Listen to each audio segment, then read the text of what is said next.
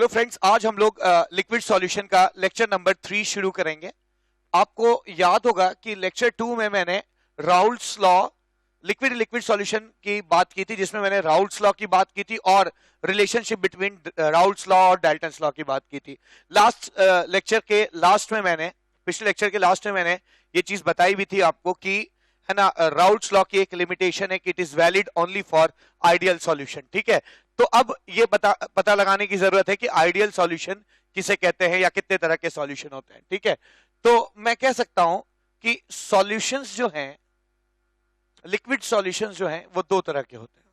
Liquid solutions दो तरह के होते हैं, एक आइडियल सॉल्यूशन और एक नॉन आइडियल सॉल्यूशन। ठीक है, नॉन आइडियल सॉल्यूशन।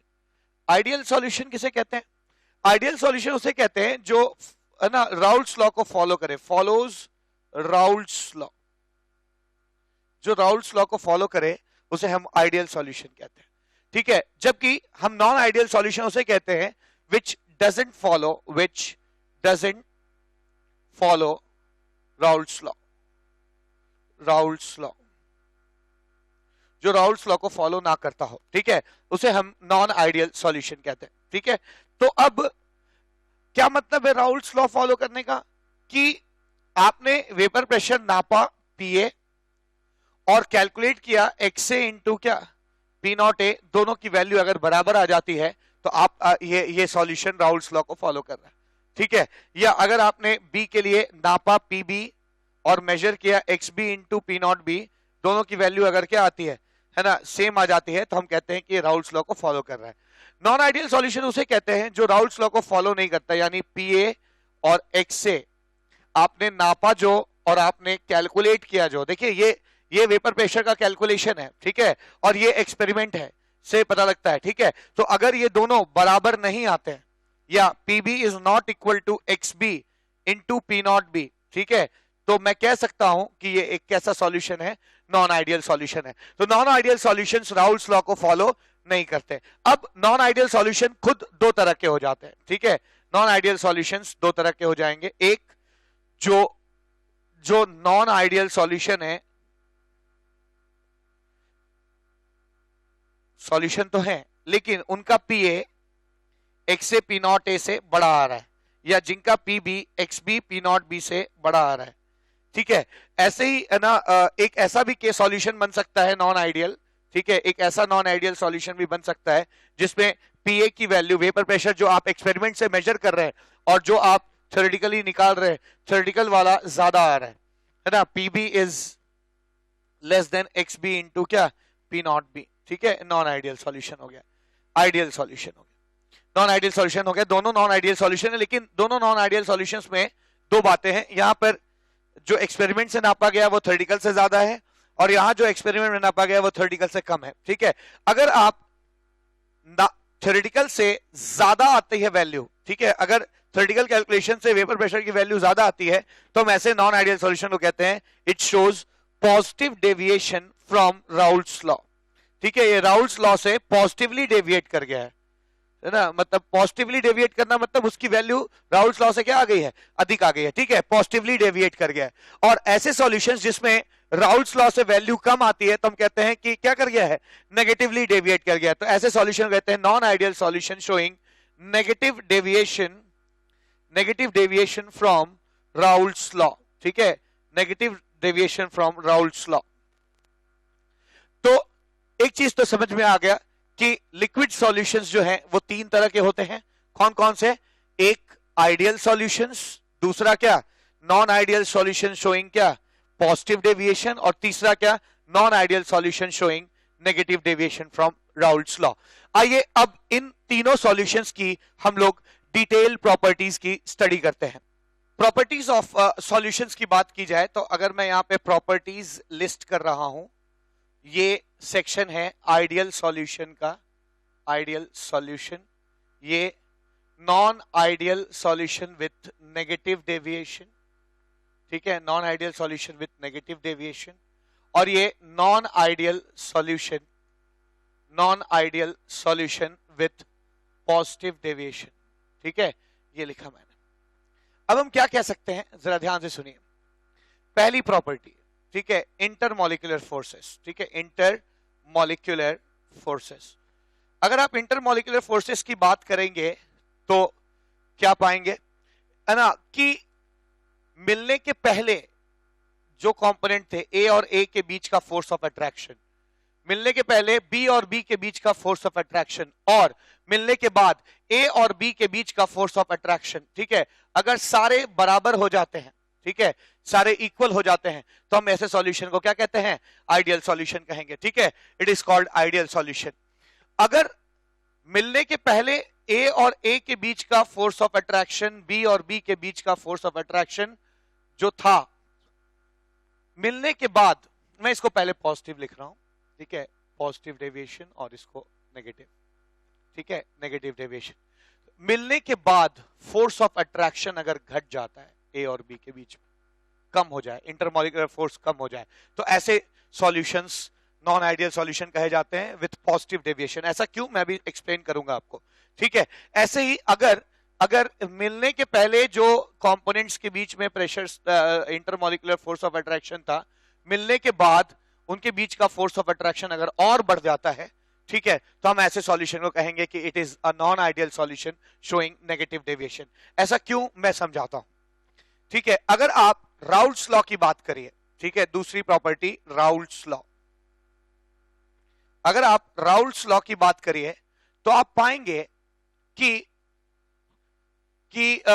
यहां पे क्या है, पहले इसकी बात करिए, यहां पे क्या है, पहले से फोर्स ऑफ अट्रैक्शन क्या हो गया, बढ़ गया, ठीक है ना, बढ़ गया, तो आना कितना चाहिए था, आइडियली तो वेपर प्रेशर आना चाहिए X A into P not A, X B into क्या आना चाहिए, पी नॉट बी, ये पी ए की वैल्यू आनी चाहिए थी, ये पी बी की वैल्यू आनी चाहिए थी, लेकिन ए और बी के बीच में फोर्स ऑफ अट्रैक्शन कम हो जाने से ए का वेपराइजेशन एक्सपेक्टेशन से क्या होगा, ज्यादा, बी का वेपराइजेशन एक्सपेक्टेशन से क्या होगा, ज्यादा, और अगर एक्सपेक्टेशन से ज्यादा वेपराइजेशन होगा तो प्रेशर की वैल्यू क्या आएगी, जितना एक्सपेक्टेड था उससे क्या आएगी, ज्यादा आएगी। फिर मैं समझा रहा हूं, इंटरमॉलिक्यूलर फोर्स ऑफ अट्रैक्शन घट गया है तो मॉलिक्यूल्स को आकाश में उड़ने में, वेपराइज होने में कम दिक्कत आएगी, कम दिक्कत आएगी तो ज्यादा लोग वेपराइज करेंगे, तो एक्सपेक्टेशन से वैल्यू ज्यादा आएगी वेपर प्रेशर्स की, और जब भी ज्यादा आती है हम शो कहते हैं क्या, कैसा डेविएशन शो कर रहा है, ये पॉजिटिव डेविएशन शो कर रहा है, ठीक है।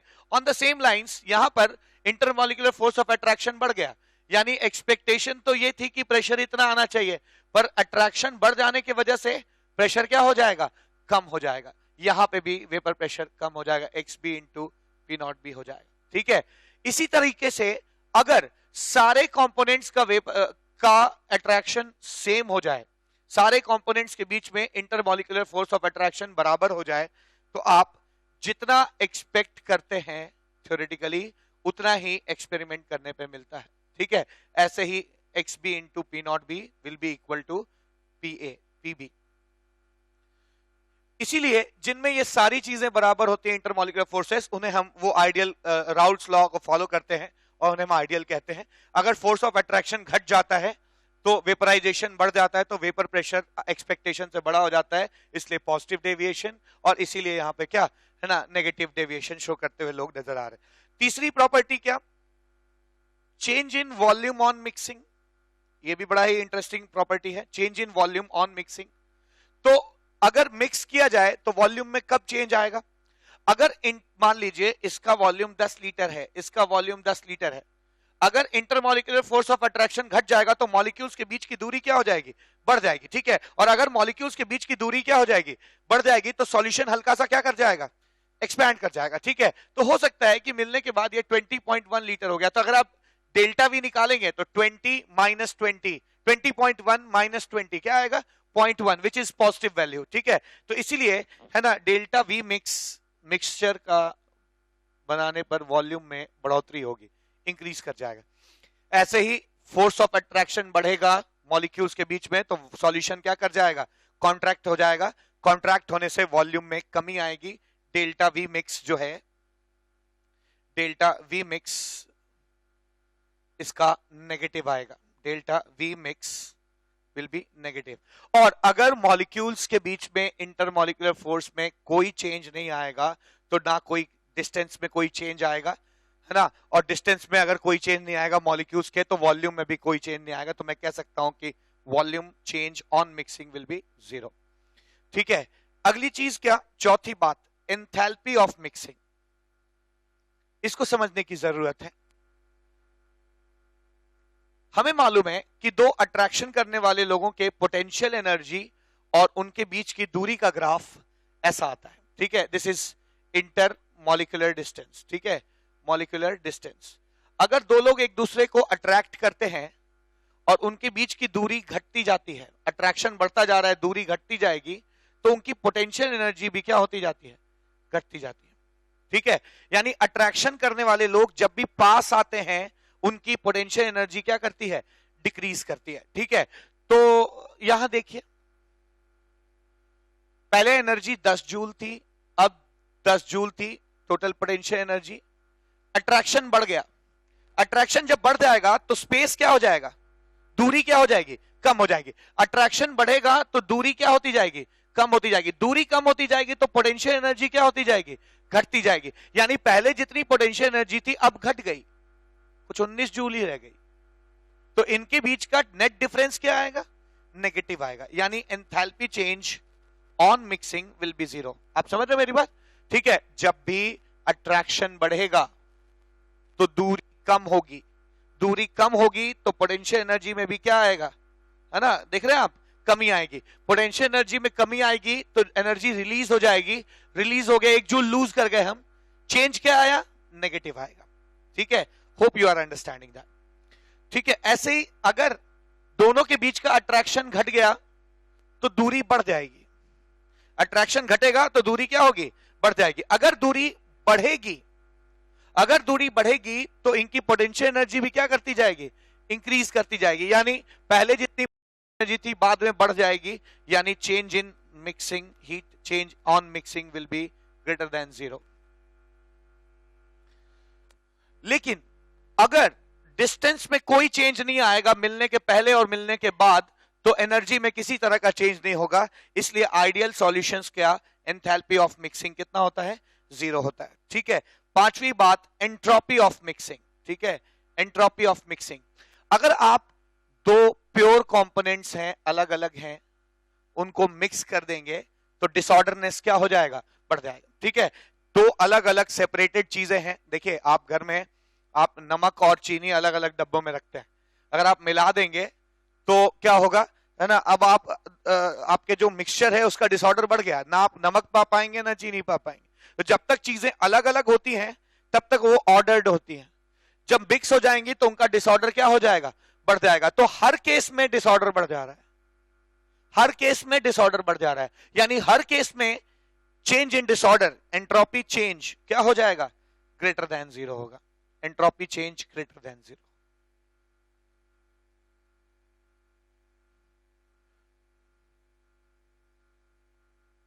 अगली बात क्या, आपने थर्मोडायनेमिक्स में पढ़ा होगा, ठीक है, सिक्स्थ प्रॉपर्टी क्या, आपने जरूर थर्मोडायनेमिक्स में पढ़ा होगा कि वो प्रोसेस स्पॉन्टेनियस होते हैं जिनकी गिब्स फ्री एनर्जी में चेंज क्या आता है, नेगेटिव आता है। ठीक है, अब अगर आप ए और बी को मिलाएंगे तो मिलने के बाद ये अपने आप ही आपस में घुल मिल जाते हैं, यानी इनका मिलना एक स्पॉन्टेनियस प्रोसेस है। और जब भी प्रोसेस स्पॉन्टेनियस होता है, जब भी प्रोसेस स्पॉन्टेनियस होता है, gives free energy of the mixing will be what, less than 0।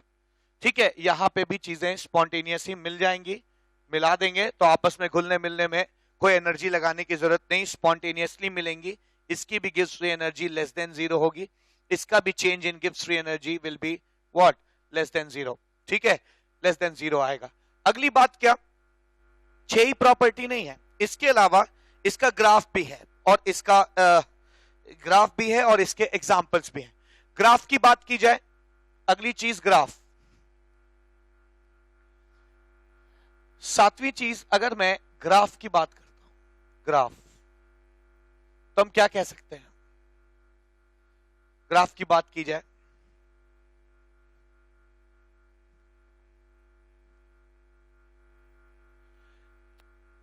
अभी हमने देखा आइडियल सॉल्यूशन के लिए ग्राफ कैसा आता है, P A is equal to X A into क्या, पी नॉट ए।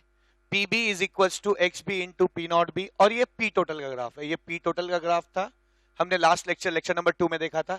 ये PB का ग्राफ था और ये PA का ग्राफ था। आपको याद होगा PA क्या होता है, XA इंटू क्या P नॉट A, और PB क्या होता है XB into P not B, और PT क्या होता है XA P not A plus क्या XB P नॉट B होता है। ठीक है, तो ये एक आइडियल ग्राफ है ना, आइडियल केस में ग्राफ आएगा। लेकिन अगर चीजें पॉजिटिव डेविएशन शो करेंगी, जैसे यहां है ना, यहां पे चीजें क्या शो कर रही हैं, पॉजिटिव, सेकंड वाला पॉजिटिव डेविएशन। पॉजिटिव डेविएशन का मतलब क्या, आपने एक्सपेक्ट किया था ये जो डॉटेड लाइन है वो एक आइडियल ग्राफ है बिल्कुल इसकी तरह, लेकिन आपने किसी टेम्परेचर पर जो प्रेशर एक्सपेक्ट किया था उससे आपको क्या मिलेगा, ज्यादा। ठीक है, इस कॉम्पोजिशन पर जो एक्सपेक्ट किया था उससे ज्यादा, यानी ग्राफ कैसा आ जाएगा, थोड़ा बड़ा होगा। ये टोटल प्रेशर का ग्राफ आएगा। एक्सपेक्टेशन ये थी, मिला ये। पॉजिटिव डेविएशन में हमेशा आपको चीजें एक्सपेक्टेशन से क्या मिलती हैं, ज्यादा मिलती हैं। ठीक है, ऐसे ही P टोटल का ग्राफ हो गया, ये PA का ग्राफ हो जाएगा, और ये किसका ग्राफ हो जाएगा, PB का ग्राफ हो जाएगा। ठीक है, तो तीनों ग्राफ अपने आइडियल से थोड़ा सा ज्यादा मिलेंगे। ऐसे ही जब आइडियल सॉल्यूशन, जब non ideal solution showing negative deviation की बात होगी, तो हर चीज अपने आइडियल ग्राफ से उसकी वैल्यू थोड़ी सी क्या आएगी, कम आएगी। ऐसे आ जाएगा, this is P total, this is PA, and this is PB, and this is what, PA, this is PB, PA, and this is PB। ठीक है ना,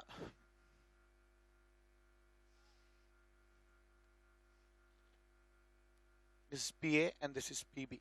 ठीक है ना, यहाँ पे मैंने है ना गलत लिख दिया, ये PB हो जाएगा और ये क्या हो जाएगा, PA हो जाएगा।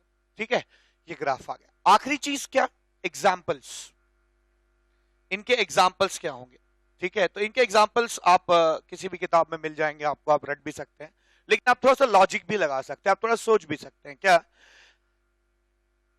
इंटरमॉलिक्यूलर फोर्स ऑफ अट्रैक्शन पर सब कुछ डिपेंड करता है। एक आइडियल सॉल्यूशन उसे कहते हैं जिसमें मिलने के पहले जिन दो कंपोनेंट को आप ले रहे हैं उनके बीच का इंटरमॉलिक्यूलर फोर्स ऑफ अट्रैक्शन और मिलने के बाद के चीजों का फोर्स ऑफ अट्रैक्शन क्या होना चाहिए, सेम होना चाहिए।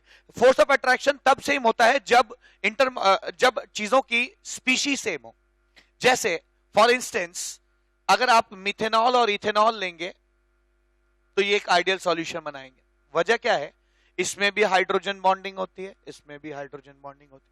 तो दो मिथेनॉल आपस में कैसे अट्रैक्ट करेंगे, हाइड्रोजन बॉन्डिंग। दो इथेनॉल कैसे करेंगे, हाइड्रोजन बॉन्डिंग। और जब मिथेनॉल इथेनॉल मिलेंगे वो भी कैसे करेंगे, हाइड्रोजन बॉन्डिंग। तो इन तीनों के फोर्सेस के बराबर होने की बहुत संभावना रहेगी। ठीक है, लेकिन एक चीज का हमें ध्यान रखना है कि इनके मॉलिक्यूलर वेट में बहुत बड़ा डिफरेंस नहीं आना चाहिए, क्योंकि मॉलिक्यूलर वेट में अगर बहुत बड़ा डिफरेंस आएगा तब इंटरमॉलिक्यूलर फोर्सेस के मैग्नीट्यूड में चेंज आएगा। मतलब अगर ये बहुत बड़ा एल्कोहल होगा तब ये हाइड्रोजन बॉन्डिंग से ये हाइड्रोजन बॉन्डिंग में के मैग्नीट्यूड में फर्क होगा। ठीक है, तो क्या सीखा मैंने, आइडियल सॉल्यूशन के एग्जांपल्स क्या होंगे, जिनका इंटरमॉलिक्यूलर फोर्स ऑफ अट्रैक्शन एक जैसा हो और जिनका मॉलिक्यूलर वेट क्या हो, कंपेरेबल हो। ठीक है ना, जैसे एक और हम एग्जांपल ले सकते हैं, जैसे बेंजीन ले लिया और क्या ले लिया, टॉलुइन ले लिया। अब बेंजीन और टॉलुइन में है ना, दोनों में वॉन्डरवॉल फोर्स होंगे, वॉन्डरवॉल फोर्स है, यहां भी वॉन्डरवॉल फोर्स, दोनों में वॉन्डरवॉल फोर्स पाए जाएंगे और दोनों का मैग्नीट्यूड मॉलिक्यूलर वेट लगभग क्या है, कंपेरेबल है। ठीक है, तो बेंजीन और टॉलुइन एक कैसा सॉल्यूशन बनाएंगे, आइडियल सॉल्यूशन बनाएंगे। ठीक है, इसके बाद आप बात करिए पॉजिटिव डेविएशन वाले सॉल्यूशन की। ठीक है, कब पॉजिटिव डेविएशन होता है, हमें मालूम है कि पॉजिटिव डेविएशन तब होता है जब मिलने के पहले का फोर्स और मिलने के बाद का फोर्स, मिलने के पहले फोर्स ज्यादा हो, मिलने के बाद फोर्स ऑफ अट्रैक्शन क्या हो, कम हो गया हो। ठीक है, अब होता क्या है, जैसे फॉर इंस्टेंस अगर आप मिथेनॉल और वाटर ले लीजिए, वाटर में अल्कोहल के रेस्पेक्ट में बहुत ही स्ट्रांग हाइड्रोजन बॉन्डिंग होती है। ठीक है, तो ये हाइड्रोजन बॉन्डिंग स्ट्रांग है, ये हाइड्रोजन बॉन्डिंग वाटर के रेस्पेक्ट में वीक है। लेकिन जब आप इन्हें मिला देंगे तो मिथेनॉल और वाटर के बीच की हाइड्रोजन बॉन्डिंग डेफिनेटली इस हाइड्रोजन बॉन्डिंग से तो कमजोर हो जाएगी। ठीक है ना, तो आप देख सकते हैं यहां पे वाटर की स्ट्रांग हाइड्रोजन बॉन्डिंग जो थी है ना, मिथेनॉल वाटर में बहुत ही स्ट्रांग हाइड्रोजन बॉन्डिंग होगी, मिथेनॉल में भी स्ट्रांग होगी, लेकिन जब मिल जाएंगे तो वाटर और अल्कोहल में हाइड्रोजन बॉन्डिंग की स्ट्रेंथ घट जाती है। वजह है इसकी, वाटर की हाइड्रोजन बॉन्डिंग स्ट्रांग इसलिए होती है क्योंकि हाइड्रोजन 4 हाइड्रोजन बॉन्डिंग कर सकता है वाटर। सो आपको केमिकल बॉन्डिंग में मिल जाएगा, 4 हाइड्रोजन बॉन्डिंग कर सकता है, जबकि अल्कोहल जो है वो सिर्फ क्या कर सकता है, 2 ही हाइड्रोजन बॉन्डिंग कर सकता है। ठीक है, तो इसकी हाइड्रोजन बॉन्डिंग की स्ट्रेंथ ज्यादा होगी। तो वाटर 4 हाइड्रोजन बना सकते हैं, जबकि वाटर और अल्कोहल सिर्फ 2 ही हाइड्रोजन बॉन्ड बनाएंगे, तो यहां पर स्ट्रेंथ थोड़ी सी डिक्रीज कर जाती। तो अक्सर है ना, वाटर और अल्कोहल का मिक्सचर एक ऐसा सॉल्यूशन बनाता है जिसको आप non ideal solution showing positive deviation कह सकते हैं। ठीक है, ऐसे ही है ना, आप इथेनॉल और वाटर ले लीजिए, ये भी एक पॉजिटिव डेविएशन शो करता है। या आप CCl3 और CCl4 ले लीजिए, ये भी एक है ना पॉजिटिव डेविएशन शो करता है। ठीक है, नेगेटिव डेविएशन की बात करिए, अगर आप HCl और वाटर को मिलाते हैं तो HCl जब प्योर होता है तो डाइपोल डाइपोल इंटरेक्शन होगा। ठीक है, और वाटर में क्या होगा, हाइड्रोजन बॉन्डिंग। लेकिन जब H+ अलग हो जाता है और Cl- अलग हो जाएगा पानी में, तब इनके बीच का जो फोर्स ऑफ अट्रैक्शन होगा वो आयन डाइपोल इंटरेक्शन होगा। ठीक है, और मुझे मालूम है डाइपोल डाइपोल से या हाइड्रोजन बॉन्डिंग से आयन डाइपोल इंटरेक्शन क्या होगा, ज्यादा तगड़ा होता होगा। ठीक है, ज्यादा तगड़ा होता है। तो यानी मेरे को एक चीज समझ में आ गई कि पहले के रेस्पेक्ट है ना, किसी अगर आप कोई एसिड पानी में घोलते हैं तो घोलने के बाद का जो फोर्स ऑफ अट्रैक्शन है वो पहले की तुलना में क्या हो जाता है, बढ़ जाता है। और अगर फोर्स ऑफ अट्रैक्शन पहले की तुलना में बढ़ जाता है अगर, है ना, तो हम ऐसे सॉल्यूशन को क्या कहते हैं, नॉन आइडियल सॉल्यूशन शोइंग क्या, नेगेटिव डेविएशन। ठीक है, तो यहां पर HCl प्लस वाटर ले सकते हैं, या आप कोई भी acetic acid plus water negative deviation show करेगा, है ना, या आप benzoic acid C6H5 COH and water ले सकते हैं, एटसेट्रा। ऐसे जितने भी एसिड और वाटर के कॉम्बिनेशन होंगे वो नेगेटिव डेविएशन शो करेंगे। इसके अलावा भी बहुत सारे एग्जांपल्स हो सकते हैं जो आप किसी भी एक स्टैंडर्ड बुक से लेकर आप एग्जांपल्स लिख सकते हैं और उसको याद कर सकते हैं। ठीक है, तो अभी इस लेक्चर नंबर 3 में मैंने इतनी बातें तो कर ली, क्या कि मैंने आपको एक्सप्लेन किया कि सॉल्यूशंस कितने तरह के होते हैं, ideal, non ideal. Non ideal 2 तरह के with showing positive deviation and negative deviation. ठीक है, ये सारी बातें कर ली। अब समय है कि हम लोग राउल्स लॉ पे क्वेश्चन करते हैं, उसके बाद हम लोग एजियोट्रोपिक मिक्सचर पे बात करेंगे और इमिसिबल लिक्विड्स पे भी बात करेंगे। तो आइए कुछ राउल्स लॉ पे क्वेश्चन करते हैं।